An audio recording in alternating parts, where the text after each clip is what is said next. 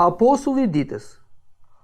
Plaku, zonjës së zgjedhur dhe bijve të saj që i dua në të vërtetë dhe jo vetëm unë, por dhe të gjithë ata që e kanë njohur të vërtetën, për shkak të së vërtetës që qëndron në ne dhe do të jetë me ne përjetë.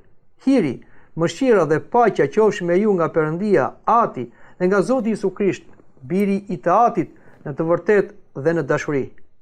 U gëzova fort që gjeta disa nga bijtë tu duke ecur në të vërtetën, sipas urdhrimit që morën nga Ati.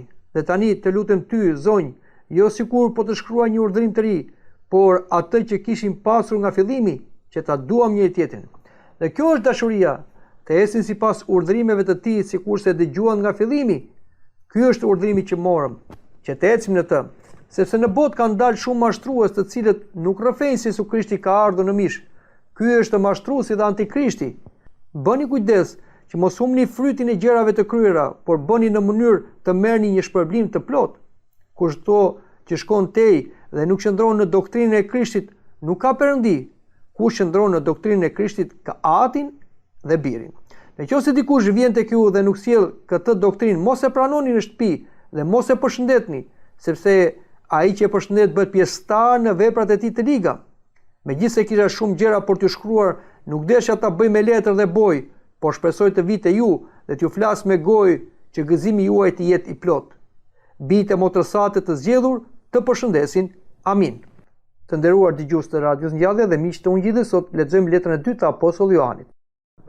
Vargu parë thot: Plaku, zonjës së zgjedhur e bijve saj që dua në të vërtetë, dhe vetëm unë, por dhe gjithë ata që kanë njohur të vërtetën. Pra, apostulli Johani i drejtohet vetes me termin plaku, që do thotë jo plak nga mosha, por nga titulli, pra ai që drejton udhëheq është i pari dhe ai ishte ndër 12 apostujt dhe apostulli më i madh në moshë dhe drejtoi shumë nga kishat në Azi e vogël, dhe zonjës së zgjedhur dhe bijve të saj që i duan në të vërtetë, këtu bëhet fjalë për një ndër kishat dhe bijve të saj për të krishterët. Nuk duhet çuditemi me faktin që kisha merr epitetin e zonjës, sepse lidhja e Perëndis me kishën i ngjan lidhjes së burrit me gruan, të shikojmë dhe në dhjatën e vjetër ku Izraeli quhej si grua dhe Perëndia si burri, dhe po ashtu e shikojmë edhe në librin e zbulesës ku na tregohet për dasmën e qingjit me nusën dhe pra dasmën e krishtit me kishën. Le të ngazullohemi dhe të ngazullohemi dhe le të japim atij lavdi, sepse erdhi dasma e qingjit dhe nusja e tij bëri gati veten e saj. Vazhdon apostulli Johani dhe thot: jo vetëm unë, por dhe të gjithë ata që kanë njohur të vërtetën. Pra, pavarësisht se apostulli Johani kishte një përgjegjësi për kishat në Azinë e vogël, por nuk gëzohet vetëm ai, por për të gjithë ata që kanë njohur të vërtetën, sepse kisha është trupi i Krishtit, e cila pavarësisht se është e ndarë në lokalizma, ajo nuk është e përçar as e shkëputur, por është një kishë, një trup që shtrirë në kohë dhe hapësirë dhe në të gjithë botën. Dhe në vargun 2 në thot: për shkak të së vërtetës që qëndron në ne dhe do të jetë me ne përjetë. Ajo që i bashkon të krishterët, i bën një njësi, pra një kishë, pavarësisht gjuhës, pavarësisht kombësisë, është e vërteta, pra e vërteta në Jezu Krishtin.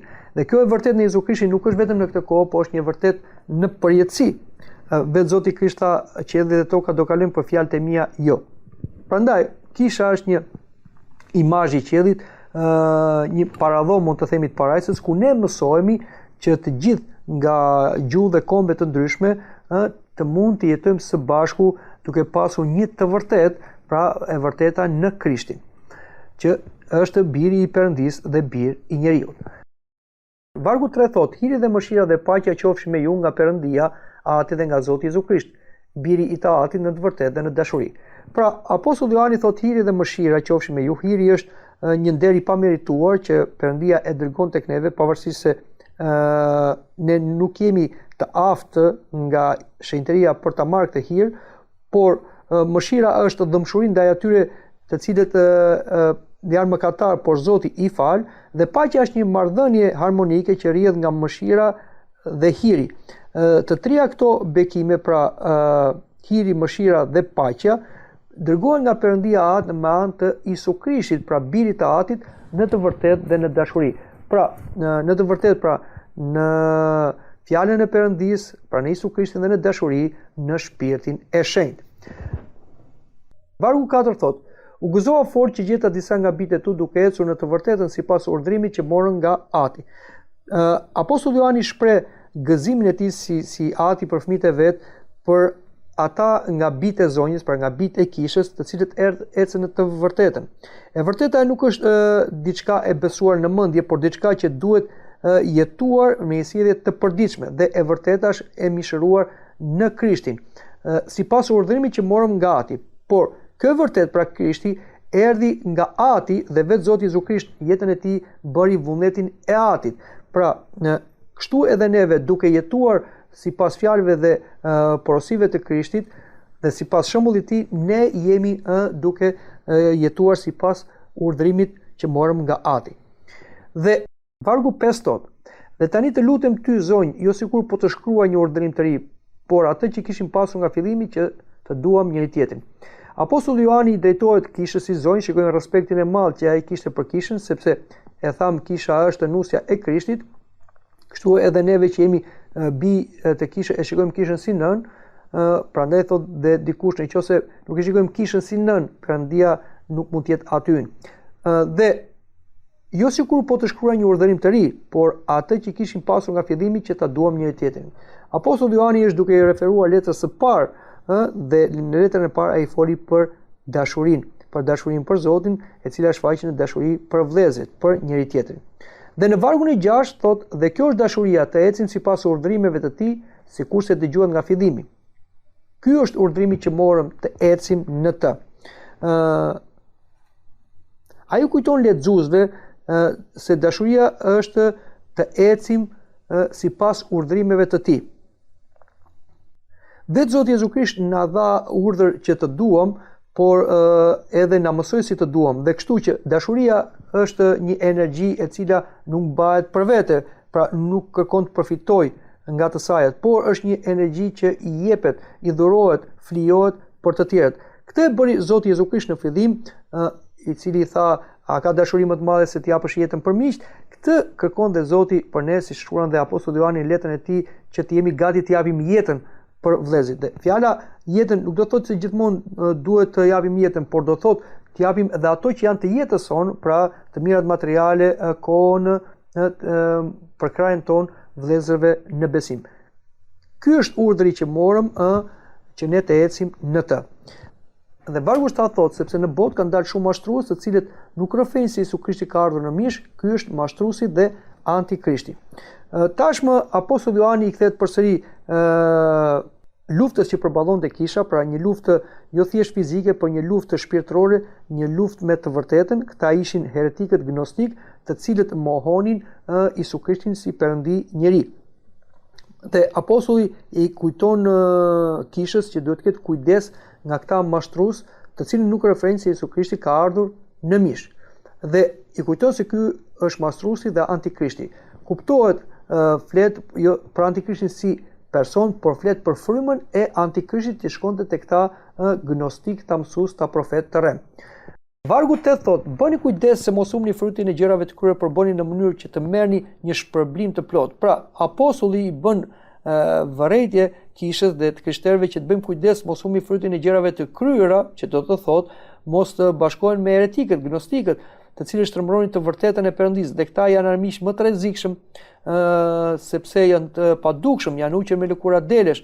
Madje ungjillori Johan thot në letrën e tij të parë që dolën nga ne, por nuk janë tanët. Pra ata mund marrin dhe gjërat e kishës, mësimin e kishës dhe ungjillin, por e tjetërsojnë atë. Prandaj duhet bërë kujdes me të tillë armiq, sepse djalli kur nuk e rrezon një besimtar me një llumë fizike dhe psikologjike, atëherë kërkon ta rrezojë me mashtrimin e erezisë.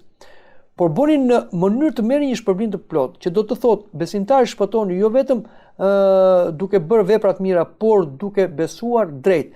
Pra është e rëndësishme besimi edhe veprat, pra virtutet. Vargu 9 thot: kushdo që shkon tej dhe nuk qëndron në doktrinën e Krishtit nuk ka Perëndi. Kush qëndron në doktrinën e Krishtit ka Atin dhe Birin. Shikoni se apostulli Johani është shumë konsekuent. Ai thot kushdo që shkon tej, pra fjala kushdo që shkon tej do të thënë kushdo që kalon kufit e doktrinës të dogmës dhe nuk qëndron pra në doktrinën e Krishtit, pra në ato doktrinë që krishterët në fillim e mësuan nga apostujt dhe ne sot e mësojmë nga kisha apostolike, atëherë ai thotë nuk ka perëndi. Pra, nuk mjafton, siç thash më sipër, të bësh vepra të mira, të kesh virtute që të kesh perëndin. Të kesh perëndin do të thotë të kesh të vërtetën që na zbulua nga goja e Krishtit, nga goja e apostujve, u ruajt nga etrit dhe që na i mëson sot kisha ortodokse. Prandaj duhet bëjmë kujdes, asnjë lloj devijimi nga doktrina, sepse kjo rrezikon shpëtimin. Dhe tregohet në Jerendikos se si një angjëll u shfaq një murgu të ri i cili ishte impresionuar nga një heretik, duke menduar se ai duke bërë një jetë të virtutshme mund të kishte shpëtimin. Atëherë angjëlli tha, dëgjoj tha, një njeri tha edhe sikur i ketë gjitha virtutet, por nuk e ka doktrinën, ai nuk shpëton. Prandaj duhet të bëjmë kujdes dhe mos mashtrohemi nga kjo, thjesht ta kthejmë fen në disa veprime humaniste të mira dhe të devijojmë nga doktrina në Krishtin, nga mësimi i apostujve dhe mësimi i kishës apostolike. Vargu 10 thot, nëse dikush vjen tek ju dhe nuk sjell këtë doktrinë, mos e pranoni në shtëpi dhe mos e përshëndesni. Apostulli Johani është konsekuent në marrëdhënie shoqërore me heretikët. Dhe le të kujtojmë këtu dhe atë çfarë tha dhe apostulli Pavli, nëse njëri nga ne po dhe një angjëll nga qielli si një doktrinë tjetër nga ajo çfarë ne tham, qoftë anatema mbi të, pra qoftë i mallkuar. Dhe apostulli thot mos e pranoni në shtëpi dhe mos e përshëndesni. Pra, edhe e mira duhet të ketë dallim. Dhe ne nuk mund pranojmë në shtëpinë tonë një heretik, pra që e quan veten heretik, pra që ka një besim dhe një doktrinë krejt ndryshe nga ajo që kemi ne. Me të tillë njeri ne nuk do të kemi një marrëdhënie shoqërore, pra duhet i ruhemi sepse rrezikohemi se të tillë ta heretikë që mbartin në vete frymën e mashtrimit, frymën demoniake, do përfitojnë nga marrëdhëniet tona shoqërore dhe do të na injektojnë në mashtrimin e tyre. Prandaj thotë dhe mos i përshëndesni. Pra, kuptimi i kësaj është të përpiqemi të kemi sa më pak kontakt ose të shmangemi çdo lloj kontakti me heretikët, të cilët ka një rrezik të madh për shpirtin. Vargu 11 thotë, sepse ai që përshëndet bëhet pjesëtar në veprat e tij të liga. Pra, apostulli Johani kërkon të vëjë një gardh për të mbrojtur të krishterët nga këta heretik dhe ai ndalon dhe përshëndetjen, dhe kjo ka një domethënie, sepse nëse ne përshëndesim një heretik, duke ditur që është i tillë dhe nuk i mbaj qendrim, atë i themi atij që ti je në rregull dhe vazhdo, dhe kështu ai do vazhdojë në veprën e tij të ligë duke mashtruar veten dhe të tjerët. Prandaj, qëndrimi ynë konsekuent, pra qëndrimi ynë duke thënë se ne nuk pranojmë doktrinën tënde, pra nuk pranojmë as edhe ty, është në të mirën jo vetëm vetes tonë, por është edhe në të mirën e personit që është mashtrues i mashtruar. Tregohet një ngjarje nga jeta e shën Arsenit të Kapadoqisë, se në fshatin ku ai ishte si prift, erdhi një protestant i cili filloi të prapte erezinë e protestantizmit, pra që mos të nderojmë hylincën, shenjtorët ose misteret e kishës. Dhe shën Arseni i Kapadoqisë ishte shumë i kujdesshëm për grigjen e tij të vogël, dhe atëherë i mbulodhi gjithë besimtarët dhe tha, nëse dikush do ta përshëndesi filanin, atëherë nuk do ketë lidhje me kishën, madje ka mallkim. Të gjithë krishterët, të cilët në fillim ishin treguar tolerantë, madje dikush e kishte pranuar dhe në shtëpi, u penduan, u tërhoqën dhe nuk e përshëndesin, dhe atëherë ky protestant, kur pa se nuk ishte më me këtë bisedonte, u largua. Prandaj duhet bëjmë dhe ne kujdes. E mira do të jetë me dallim dhe e mira e tepruar është dobësi dhe interes.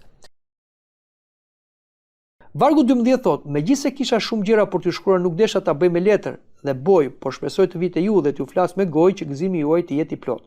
Pra, apostulli Johani e mbyll letrën duke thënë unë mund të kisha shumë gjëra për të shkruar, por ai e lë bisedën e hapur sepse dëshiron t'i takoj fizikisht të krishterët. Dhe kjo është e rëndësishme për gjithë ata që kanë urdhrin apostolik ose hirin apostolik për të përkujdesur për besimtarët si episkopët, prefterin, të cilët nuk duhet të kenë një marrëdhënie thjesht virtuale, siç është bërë dhe sot edhe e mundur me anë të mjeteve të komunikimit, por duhet të kenë një marrëdhënie ose kontakt fizik që do të thotë të jenë afër enorive tyre duke biseduar gojë më gojë me besimtarët, sepse besimtari nuk ka nevojë vetëm për fjalë, por ka nevojë edhe për shembull. Dhe vargu 13 thot, bijtë e motrës sate të zgjedhur të përshëndesin. Amin. Apostulli Johani dërgon këtë përshëndetje nga kishat e tjera, kishën në cilën ai dërgoi këtë letër, bijtë e motrës sate të zgjedhur përshëndesin për treguar se të gjithë krishterët, pavarësisht se mund të jenë në një kishë lokale të një kombi të caktuar, të gjithë janë pjesë e një kishe të madhe, pra janë vëllezër dhe motra me njëri tjetrin. Prandaj kishat asnjëherë nuk kanë armiqësi me njëri tjetrin, asnjëherë nuk janë të ndara, por ne të gjithë si krishterë besojmë në një kishë katolike apostolike e cila është shtrirë në të gjithë botën.